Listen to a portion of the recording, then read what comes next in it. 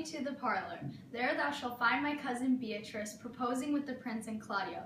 Whisper her ear and tell her, I and Ursula, our whole discourse is all of her. Say that thou overheard us, and bid her steal into the pleached bower, against that power that bred it. There she will hide here to listen our purpose. This is thy office. Bear thee well in it, and leave us alone.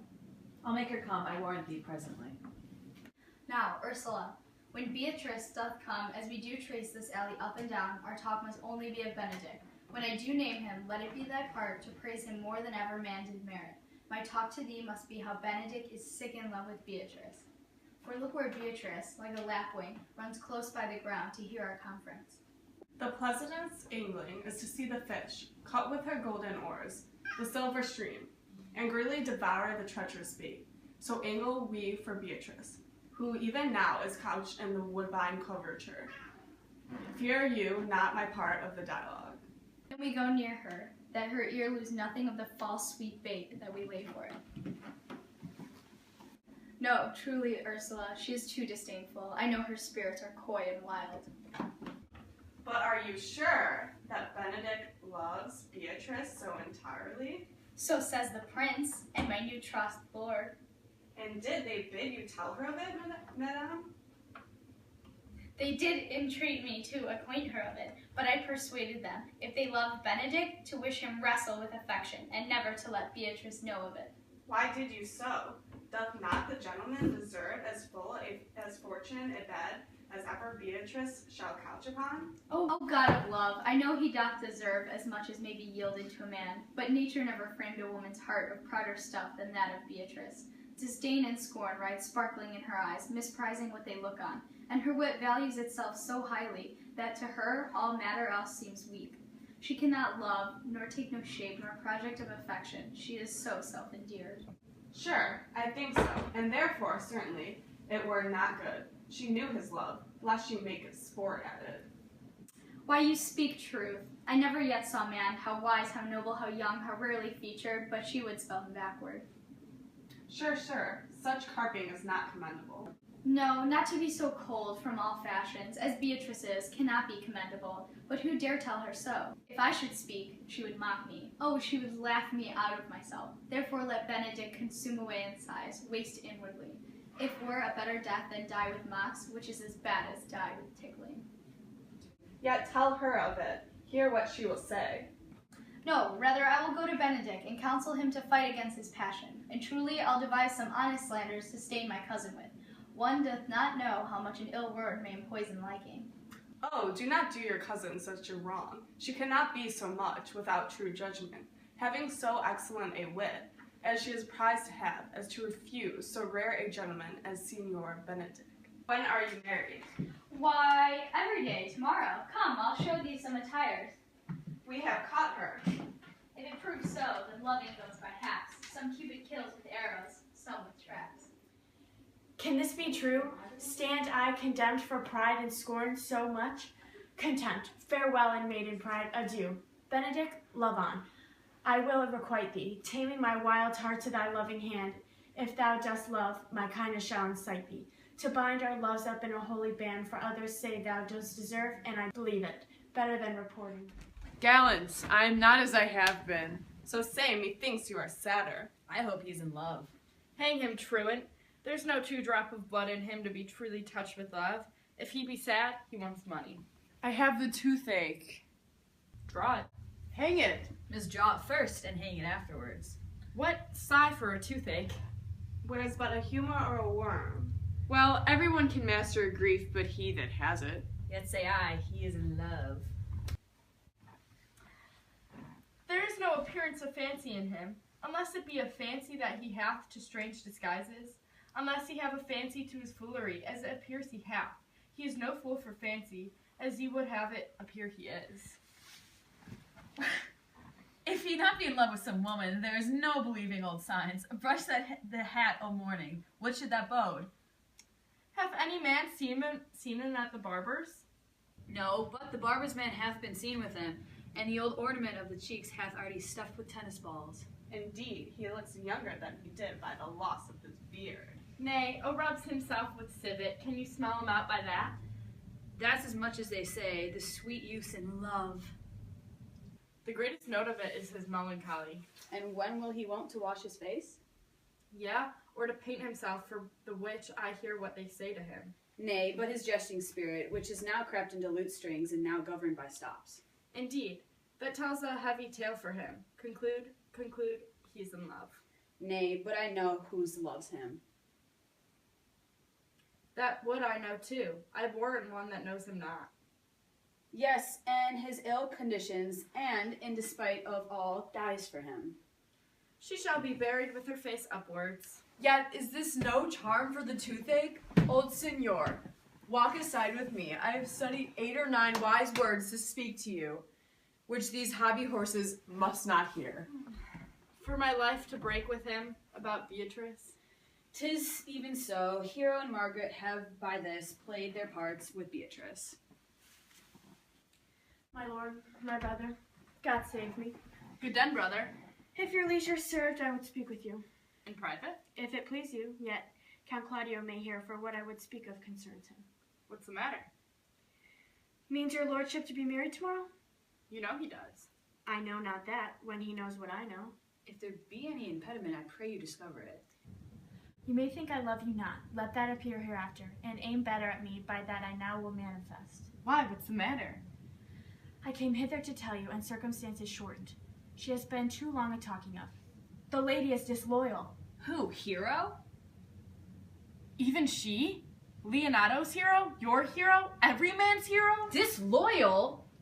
The word is too good to paint out her wickedness. I could say she were worse, think of you a worse title, and I will fit her to it. Wonder not till further warned.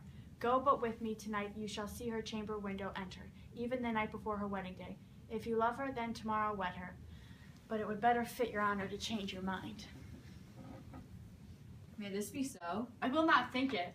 If you dare not trust that, you see. Confess not that you know. If you follow me, I will show you enough, and when you have seen more and heard more, proceed. If I see anything tonight, why I should not marry her tomorrow in the congregation. Where I should wed, I will shame her. And as I wooed for thee to obtain her, I will join with thee to disgrace her. I will disparage her no farther till you are my witnesses. Bear it coldly but till midnight, and let the issue show itself.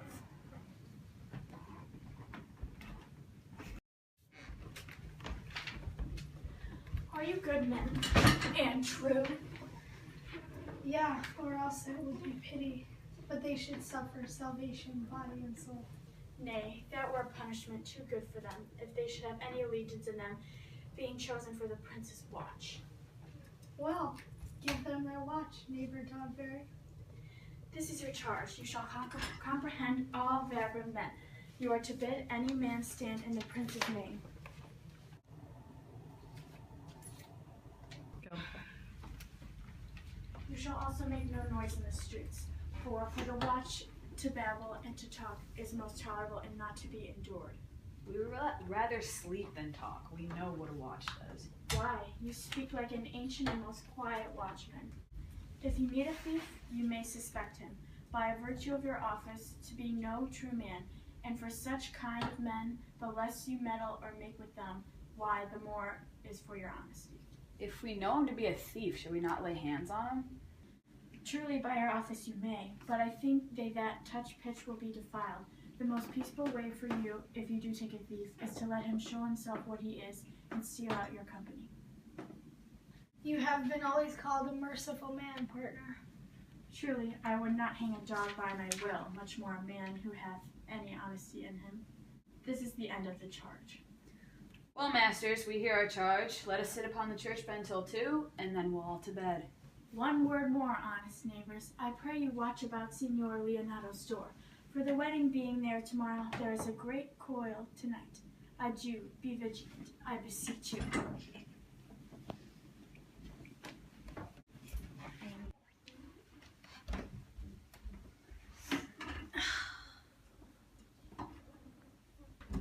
What, Conrad? Peace, stir not. Conrad, I say. Here, man, I'm at thy elbow. Mass, and my elbow itched. I thought there would a scab follow. I will owe thee an answer for that. And now forward with thy tale. Stand thee close, then, under this penthouse for a drizzle's rain, and I will, like a true drunkard, utter all to thee.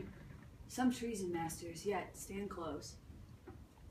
Therefore know I have earned of Don John 1,000 ducats. Is it possible that any villainy should be so dear? Thou shouldst rather ask if it were possible any villainy should be so rich. For when rich villains have need of poor ones may make what price they will. I wonder at it. I know that deformed has been a vile thief for 7 years. Goes up and down like a gentleman. I remember his name. Didst thou not hear somebody? No, 'twas the vane on the house.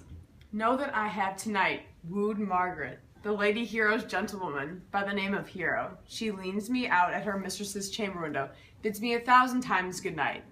I tell this tale vilely.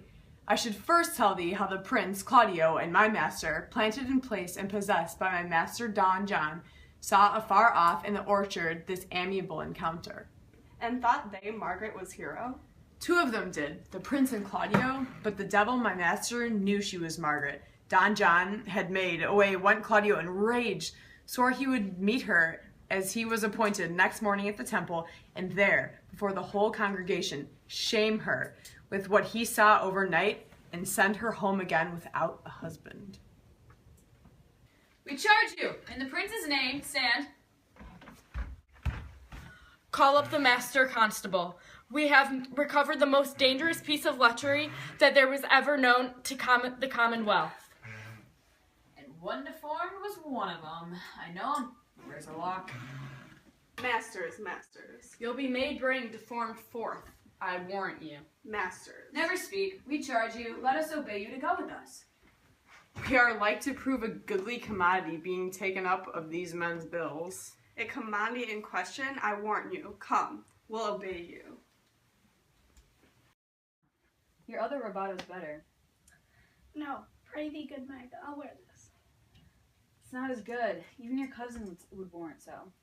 My cousin's a fool, and thou art another. I'll wear none but this.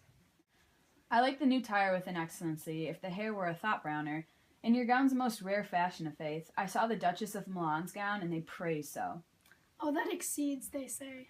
But my truth, but a knight's gown is respect of yours. But for a fine, quiet, graceful, and excellent fashion, yours is worth 10 of it. God, give me joy to wear it, for my heart is exceeding heavy. 'Twill be heavier soon by the weight of a man. Fie upon thee, art thou not ashamed? Of what, lady? Speaking honorably? Is not marriage honorable of a beggar? Is not your lord honorable without marriage? I think you would have me say, saving your revenge is a husband. Is there any harm in the heavier for a husband? None, I think. And the right husband and the right wife, otherwise 'tis light, and not heavy. Ask my lady Beatrice, else. Here she comes. Good morrow, coz. Good morning, sweet hero. Why, how now? Do you speak in the sick tune? I'm out of all tune, methinks. Claps into the light of love that goes without a burden. Do you sing it, and I'll dance it. You light a love with your heels. Then if your husband have stables enough, you'll see he shall lack no barns. Oh, illegitimate construction. I'll scorn that with my heels. 'Tis almost 5 o'clock, cousin. 'Tis the time you're ready. By my troth, I'm succeeding ill. Hi-ho. For a hawk and a horse, or a husband? For the letter that begins with them all, H. Well, you be not turned Turk. There's no more sailing by that star. What means the fool, Traub?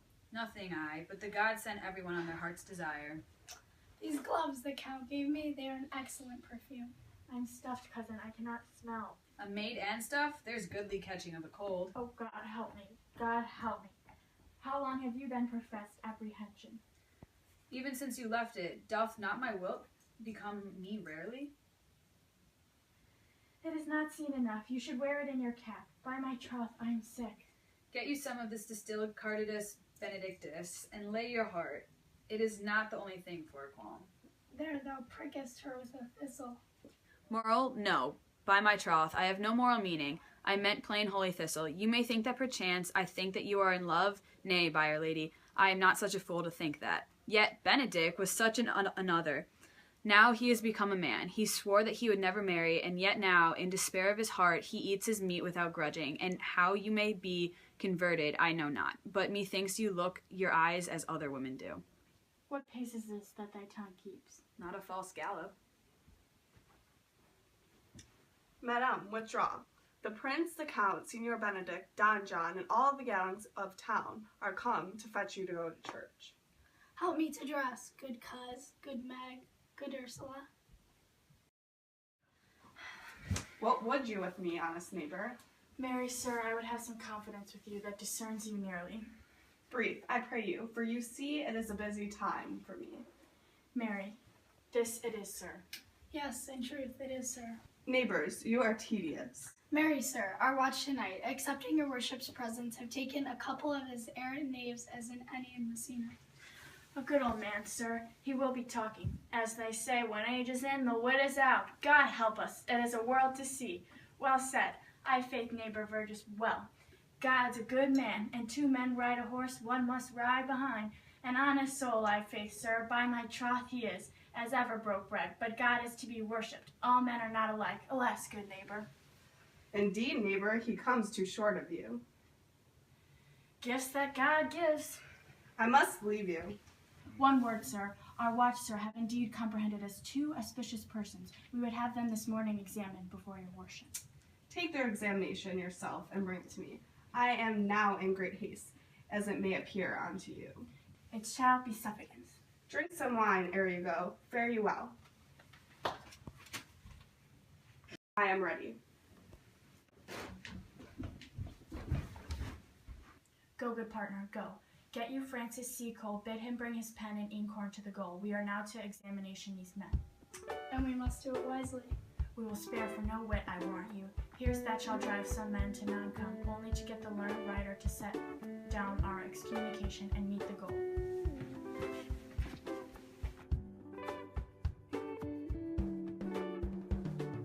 Sigh no more, lady, sigh no more. Men were deceivers ever.